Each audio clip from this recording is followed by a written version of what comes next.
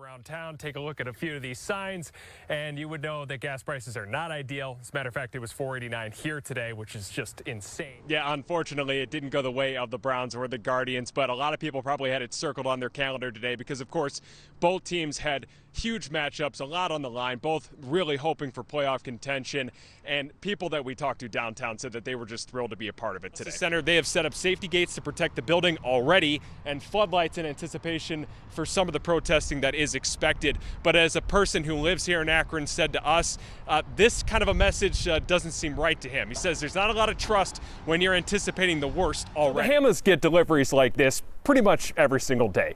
And every single time someone drops off a package, one of their 3 French bulldogs comes to say hello. And it usually goes really well, except for this past weekend. Peter Knabb is no stranger to the process of getting into a baseball game. He's waited in many lines, had countless tickets scanned, and navigated plenty of crowds.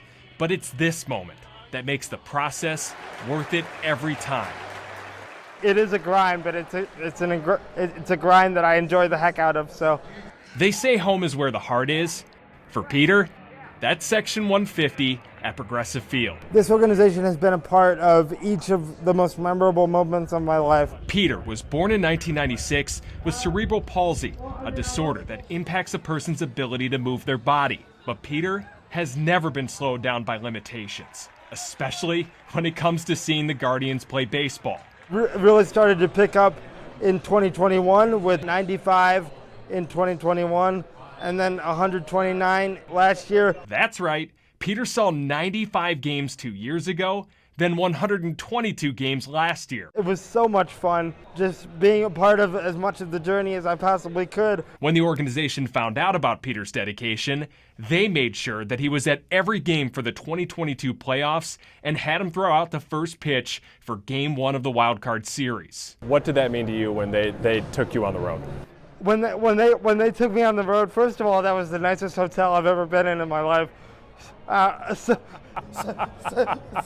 that was a perk. Yeah. But just like the Guardians, Peter has bigger plans in mind for 2023. I made it to Seattle. 162, baby. Let's go. On this day, Peter let us come along for his 13th game of the season. His goal is to attend all 162 games that the Guardians play this year.